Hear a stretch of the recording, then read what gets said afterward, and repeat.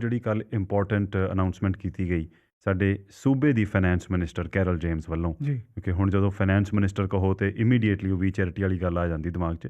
So it's very important, it's always important to say ਵੀ ਕਿਹੜੇ finance minister ਦੇ ਬਾਰੇ ਗੱਲ ਕਰ ਰਹੇ ਹਾਂ, ਪਰ ਮੋਰ ਸੋ ਨਾਓ। ਸੋ ਸਾਡੀ ਸੂਬੇ ਦੀ ਫਾਈਨੈਂਸ ਮਿਨਿਸਟਰ ਕੈਰਲ ਜੇਮਸ ਨੇ ਕੱਲ੍ਹ ਇਸ ਗੱਲ ਦਾ ਖੁਲਾਸਾ ਕੀਤਾ ਕਿ ਜਿਹੜਾ ਪਹਿਲਾਂ ਦੱਸਿਆ ਗਿਆ ਸੀ ਕਿ BC ਦਾ ਡੈਫਿਸਿਟ COVID-19 ਕਰਕੇ ਇਸ ਵਿੱਤੀ ਵਰ੍ਹੇ ਦਾ ਜਿਹੜਾ 12.5 ਬਿਲੀਅਨ ਹੋਣਾ ਸੀ, ਉਹਦੇ ਵਿੱਚ ਹੁਣ ਥੋੜ੍ਹਾ ਜਿਹਾ ਅਮਾਊਂਟ ਸਿਰਫ 1 ਬਿਲੀਅਨ ਹੋਰ, ਸਿਰਫ 1000 ਹੋਰ ਮਿਲੀਅਨ 1000 ਮਿਲੀਅਨ ਹੋਰ ਐਡ ਕੀਤੇ ਗਏ ਨੇ।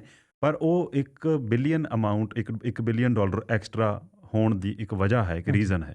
ਕਿਉਂਕਿ ਵਿਜੇ ਪਿਛਲੇ ਵੀਰਵਾਰ ਜਸਟਿਨ ਟਰੂਡੋ ਨੇ ਅਨਾਊਂਸ ਕੀਤਾ ਸੀ ਕਿ ਸਾਰੇ ਸੂਬਿਆਂ ਨੂੰ 19 ਬਿਲੀਅਨ ਡਾਲਰ ਸਰਕਾਰ ਵੱਲੋਂ, ਫੈਡਰਲ ਸਰਕਾਰ ਵੱਲੋਂ ਦਿੱਤੇ ਜਾਣਗੇ ਤਾਂ ਕਿ ਉਹ ਆਪਣੀ ਇਕੋਨਮੀ ਨੂੰ COVID-19 ਤੋਂ ਬਾਅਦ ਦੁਬਾਰਾ ਸ਼ੁਰੂ ਕਰ ਸਕਣ। ਉਹਦੇ ਵਿੱਚ ਅਲੱਗ-ਅਲੱਗ ਚੀਜ਼ਾਂ ਸੀ, health care, child care, PPE ਖਰੀਦਣ ਵਾਸਤੇ ਤੇ ਹੋਰ ਜ਼ਰੂਰਤਾਂ ਲਈ। ਪਰ ਉਹਦੇ ਵਿੱਚ ਕੁਝ ਚੀਜ਼ਾਂ ਅਜਿਹੀਆਂ ਸੀ ਜਿਹਦੇ ਵਿੱਚ ਉਹਨਾਂ ਨੇ ਕਿਹਾ ਸੀ ਕਿ ਅੱਧੋ ਅੱਧ ਖਰਚਾ ਹੋਣਾ, ਅੱਧੇ ਪੈਸੇ ਦੇਗੀ ਫੈਡਰਲ ਸਰਕਾਰ ਤੇ ਅੱਧੇ ਪੈਸੇ ਉਹ ਫੈਡਰਲ ਸਰਕਾਰ ਵੱਲੋਂ ਤਾਂ ਹੀ ਆਉਣਗੇ ਜੇ ਅੱਧੇ ਪੈਸੇ ਦਿੱਤੇ ਜਾਣਗੇ ਪ੍ਰੋਵਿੰਸ਼ਲ ਸਰਕਾਰ ਵੱਲੋਂ। ਤੇ ਉਹ ਦੋ ਮਹਿਕਮੇ ਸੀਗੇ, ਟ੍ਰਾਂਜ਼ਿਟ ਤੇ ਮਿਊਨਿਸਪਲ ਗਵਰਨਮੈਂਟ। ਤੇ ਇਹਨਾਂ ਦੋਨੋਂ ਮਹਿਕਮਿਆਂ ਦੇ ਵਿੱਚ ਸਭ ਤੋਂ ਵੱਧ ਲੋੜ ਸੀ ਫੰਡਿੰਗ ਦੀ, ਤੇ ਉਹ ਫੰਡਿੰਗ ਤਾਂ ਹੀ ਮਿਲਣੀ ਹੈ ਜੇ BC ਮੈਚ ਕਰੇਗਾ ਫੈਡਰਲ ਫੰਡਿੰਗ ਨੂੰ। BC ਨੂੰ ਟੋਟਲ ਮਿਲਣੇ ਹੈਗੇ 19 ਬਿਲੀਅਨ ਦੇ ਵਿੱਚੋਂ 2.2 ਬਿਲੀਅਨ ਤਕਰੀਬਨ। ਤੇ ਕੱਲ ਕੈਰਲ ਜੇਮਸ ਨੇ ਗੱਲ ਸਾਫ਼ ਕੀਤੀ ਹੈ, ਕਹਿੰਦੇ ਅਜੇ ਇਹ ਨਹੀਂ ਪਤਾ ਕਿਸ ਸੈਕਟਰ ਨੂੰ ਕਿੰਨੇ ਮਿਲਣੇ ਆ, ਕਿਉਂਕਿ ਇਹਦੇ ਉੱਤੇ ਵੀ ਫੈਡਰਲ ਕੰਟਰੋਲ ਹੋਣਾ, ਇਸ ਚੀਜ਼ ਤੇ ਵੀ ਉਹਨਾਂ ਨੇ ਇਹ ਕਿਹਾ ਫ੍ਰੀ ਹੈਂਡ ਨਹੀਂ ਦਿੱਤਾ ਜਾਏਗਾ। ਫ੍ਰੀ ਹੈਂਡ ਨਹੀਂ ਹੈ, ਇਹ ਨਹੀਂ ਹੈ ਵੀ ਪੈਸੇ ਦੇ ਤੇ ਤੁਸੀਂ ਹੁਣ ਜਿੱਥੇ ਮਰਜ਼ੀ ਇਸਤੇਮਾਲ ਕਰੋ। ਉਹ ਵਾਅਦੇ ਅਧੀਨ ਪੈਸੇ ਮਿਲਣੇ ਨੇ ਵੀ ਇਹ ਪੈਸੇ ਇੰਨਾ ਅਮਾਊਂਟ ਅਸੀਂ ਇੱਥੇ ਲਾਵਾਂਗੇ ਤੇ ਇੰਨਾ ਅਮਾਊਂਟ ਇੱਥੇ ਲੱਗੇਗਾ। ਬਿਲਕੁਲ। ਤੇ ਕੱਲ ਜਦੋਂ ਫਿਰ ਕੈਰਲ ਜੇਮਸ ਨੂੰ ਪੁੱਛਿਆ ਗਿਆ ਕਿ ਪਹਿਲਾਂ ਹੀ ਡੈਫਿਸਿਟ 12.5 ਬਿਲੀਅਨ ਦਾ ਹੈਗਾ, ਤੁਸੀਂ ਅੱਡੀਆਂ ਚੱਕ ਕੇ ਜਿਹਨੂੰ ਕਹਿ ਸਕਦੇ ਹੋ ਵੀ ਫਾਹਾ ਲੈ ਰਹੇ ਹੋ ਕਿ 1 ਬਿਲੀਅਨ ਹੋਰ ਖਰਚ ਕਰਨਾ, ਉਹ ਕਿਵੇਂ ਪੂਰਾ ਕਰੋਗੇ?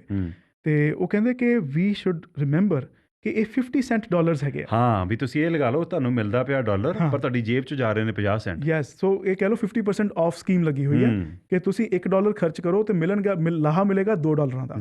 50 ਸੈਂਟਸ ਖਰਚ ਕਰੋ, $1 ਦਾ ਤੁਹਾਨੂੰ ਪੂਰਾ ਉਹਦਾ ਬੈਨੀਫਿਟ ਮਿਲਣਾ। ਤੇ ਕਹਿੰਦੇ ਕਿ ਐਜ਼ ਅ ਫਾਈਨੈਂਸ ਮਿਨਿਸਟਰ ਮੇਰੀ ਜ਼ਿੰਮੇਵਾਰੀ ਬਣਦੀ ਆ ਕਿ ਜੇਕਰ ਕੋਈ ਇੱਦਾਂ ਦੀ ਸਕੀਮ ਫੈਡਰਲ ਸਰਕਾਰ ਵੱਲੋਂ ਉਪਲਬਧ ਕਰਾਈ ਗਈ ਆ ਤੇ ਉਹਦਾ ਪੂਰਾ ਲਾਹਾ ਲਿਆ ਜਾਵੇ, ਕਿ ਇਹ ਨਾ ਹੋਵੇ ਕਿ ਅਸੀਂ ਸਿਰਫ ਇਸੇ ਕਰਕੇ ਉਸ ਫੰਡਿੰਗ ਨੂੰ ਅਸੀਂ ਐਕਸੈਸ ਨਾ ਕਰ ਸਕੀਏ ਕਿ because we are not ready to spend more. ਤੇ ਕਹਿੰਦੇ ਇਹ ਫਾਇਦਾ ਹੋਏਗਾ, ਯਕੀਨ ਕਰੋ, ਕਿਉਂਕਿ ਵਿਜੇ ਸਭ ਤੋਂ ਜ਼ਿਆਦਾ ਇਸ ਫੰਡਿੰਗ ਨਾਲ ਫਾਇਦਾ ਹੋਣਾ, ਜਿਵੇਂ ਕਿ ਪਹਿਲਾਂ ਦੱਸਿਆ, ਟ੍ਰਾਂਜ਼ਿਟ ਨੂੰ ਤੇ ਮਿਊਨਿਸਪਲ ਸਰਕਾਰਾਂ ਨੂੰ। ਤੇ ਟ੍ਰਾਂਜ਼ਿਟ ਦੇ ਵਿੱਚ ਜਿਹੜੀ ਇਨਵੈਸਟਮੈਂਟ ਹੈ ਨਾ, ਉਹ ਬਹੁਤ ਜ਼ਿਆਦਾ ਜ਼ਰੂਰੀ ਆ ਇਕੋਨਮੀ ਨੂੰ ਦੁਬਾਰਾ ਸ਼ੁਰੂ ਕਰਨ ਲਈ। ਪਹਿਲਾਂ ਹੀ ਦੇਖੋ ਟ੍ਰਾਂਜ਼ਿਟ ਨੇ ਕਿਹਾ ਸੀ, ਅਸੀਂ ਪਿਛਲੇ ਹਫ਼ਤੇ ਵੀ ਗੱਲ ਸਾਂਝੀ ਕੀਤੀ ਸੀ ਵੀ ਟ੍ਰਾਂਜ਼ਿਟ ਨੂੰ ਘਾਟਾ ਪੈਣਾ 544 ਮਿਲੀਅਨ ਤੋਂ ਲੈ ਕੇ 1.4 ਬਿਲੀਅਨ ਦੇ ਵਿੱਚ। ਇਹ ਟ੍ਰਾਂਸਲਿੰਕ ਦੇ ਆંકੜੇ ਸੀ। ਪਰ ਫਿਰ ਪਿਛਲੇ ਹਫ਼ਤੇ ਸਾਡੇ ਸੂਬੇ ਦੇ ਪ੍ਰੀਮੀਅਰ ਜੌਨ ਹੌਰਗਨ ਨੇ ਕਿਹਾ ਸੀ ਕਿ ਸਾਨੂੰ ਟ੍ਰਾਂਸਲਿੰਕ ਵਾਸਤੇ ਤਕਰੀਬਨ 600 ਮਿਲੀਅਨ ਡਾਲਰ ਦੀ ਲੋੜ ਪੈਣੀ। ਉਹਨਾਂ ਨੇ ਕਿਹਾ 600 ਮਿਲੀਅਨ ਜਿਹੜੇ ਹੈਗੇ ਉਹ ਫੈਡਰਲ ਸਰਕਾਰ ਵੱਲੋਂ ਲੋੜ ਪੈਣੀ ਆ। ਸੋ 600 ਮਿਲੀਅਨ ਜੇ ਫੈਡਰਲ ਸਰਕਾਰ ਦਿੰਦੀ ਆ, 600 ਮਿਲੀਅਨ ਆਪ ਲਾਏ, 1.2 ਬਿਲੀਅਨ ਹੋ ਗਿਆ। ਤੇ ਉਹ ਕਹਿੰਦੇ ਕਿ ਇੰਨੀ ਕੁ ਲੋੜ ਪੈਣੀ ਆ ਟ੍ਰਾਂਜ਼ਿਟ ਨੂੰ ਚੱਲਦਾ ਕਰਨ, ਆਪਣੇ ਪੱਬਾਂ ਤੇ ਕਰਨ ਲਈ। ਤੇ ਸਿਟੀ ਆਫ ਵੈਂਕੂਵਰ ਨੇ ਹੀ ਵਿਜੇ ਦੱਸਿਆ ਸੀ ਕਿ ਉਹਨਾਂ ਦਾ ਸਿਰਫ city of Vancouver the deficit $500 million ਦੇ ਲਾਗੇ ਛਾਗੇ ਹੋਣਾ। ਇਹ ਅਪ੍ਰੈਲ ਦੀ ਗੱਲ ਹੈ। ਜਦੋਂ ਕੈਨੇਡੀ ਸਟੂਅਰਟ ਨੇ ਉਦੋਂ ਹੀ ਗੱਲ ਕੀਤੀ ਸੀ ਨਾ। ਦੇਖੋ ਉਦੋਂ ਪੈਂਡੇਮਿਕ ਜਾਂ ਕੈਨੇਡਾ ਦੇ ਵਿੱਚ ਇੰਨਾ ਜ਼ਿਆਦਾ ਗੰਭੀਰ ਨੇ, ਉਦੋਂ ਸਭ ਨੂੰ ਲੱਗਦਾ ਸੀ ਕਿ ਠੀਕ ਆ ਹੁਣ ਆਹ ਰਿਸਟ੍ਰਿਕਸ਼ਨਸ ਲੱਗੀਆਂ ਨੇ, 2-3 ਹਫ਼ਤੇ ਤੱਕ, 4 ਹਫ਼ਤੇ ਤੱਕ ਮਾਮਲਾ ਸੁਲਝ ਜਾਣਾ।